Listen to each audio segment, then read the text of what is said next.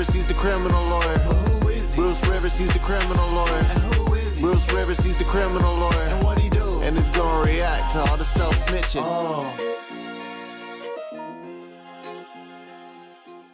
Hi, this is Bruce Rivers. Welcome to another edition of Criminal Lawyer Reacts. I'm Bruce Rivers, and today we are reacting to Deshaun Watson. Deshaun Watson is the quarterback for the Cleveland Browns, and he just recently signed a $230 million contract. Now, let me tell you something a little bit about these NFL guys and pro athletes in general. They have to be really, really careful, in my opinion, where to put their penis. And the reason is, they're targets. What do you think? Oh, if I get pregnant by this guy, I have an 18-year meal ticket, right? It doesn't matter what sport you're talking about. They are targets, and they have to be careful. Now, Deshaun Watson, they placed the allegations about him in front of a grand jury, and the grand jury failed to indict him. That is huge because you can indict a grand jury can indict a ham sandwich. You've heard that phrase before. And the situation where a prosecutor presents evidence, and here's the thing. The grand jury is a secret proceeding, so we don't have a transcript of it. We can't get a transcript of it, and there's no judge. There is no defense lawyer, so you don't have the defense lawyer doesn't have the option to write or ask any questions. And we don't know whether Deshaun Watson testified at the grand jury, and I doubt that he did. I'm sure that the prosecutor would have given him an opportunity, but the grand jury only hears and sees what the prosecutor presents. Typically, and all they have to determine is whether there's probable cause, right? Well, he is being sued civilly now by 22 different complaints, 22 civil complaints. That's a lot of complaints. Two of the massage, they find amended petitions for cause of action, negligence, and gross negligence. The negligence claim I don't really understand because it's negligence infers some kind of duty to the person owed and a breach of that duty. Generally, it's something not on purpose. And in this case, they said they had a duty to disclose his sexual proclivities, which I think is ridiculous. By the way, before you put your hands all over me, I get a hard-on when a woman touches me. I mean, give me a fucking break. I'm sorry. It just seems a little silly on its face. And you won't believe this one.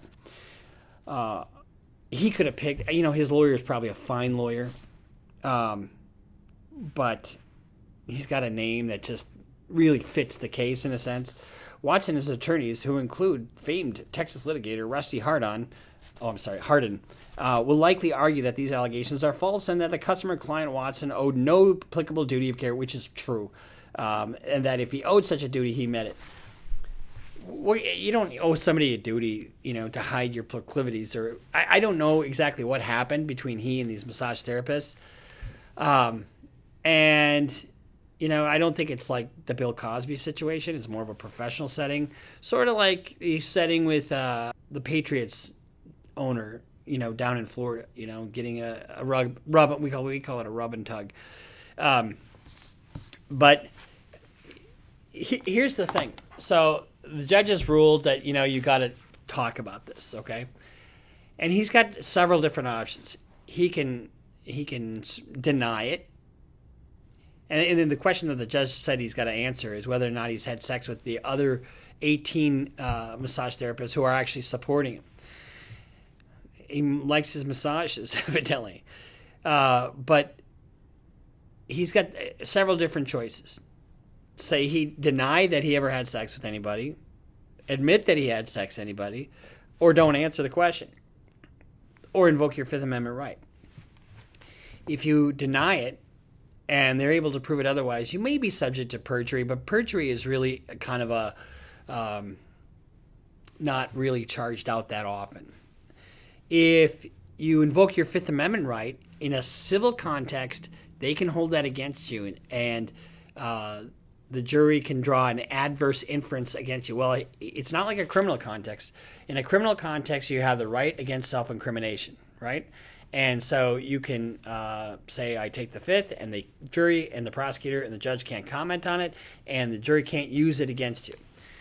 However, in a civil context, if you take the Fifth Amendment, the jury can infer something negative. Well, you must have something to hide because you're invoking the Fifth Amendment. They can make that inference. That's called a negative inference.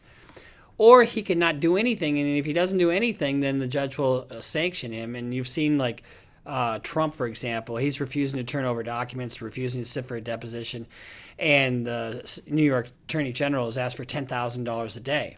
Did you see what happened in the Alex Jones case where he's refused to cooperate? $25,000 a day, the judge said. And now, I guess I'll cooperate. Once the judge levied that sanction against him, so he's going to sit for a deposition, and he refused to otherwise. There's a lot of tools in the civil context that are available to make somebody talk. And in this case, he's got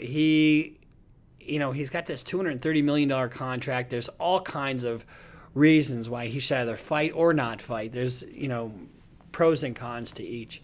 It's sort of like the Dalvin Cook case here in Minneapolis, where he's got an accuser, and they've asked for a 3-year delay in that, but I don't think that's going to go anywhere. And actually, I know people on both sides trying that case. So they have to be really careful to not lie, but at the same time, they have to put into context, because here's the other thing. If he agrees that he paid money for sex, with the other people, well, that's prostitution. But, and that might get some disciplinary from the action from the NFL, but it's a misdemeanor, in all reality. So it's probably not a felony. But so you can see he's got a lot of different things to waive. I do think it's absolutely interesting that the grand jury refused to indict. And that can be a function of one of two things.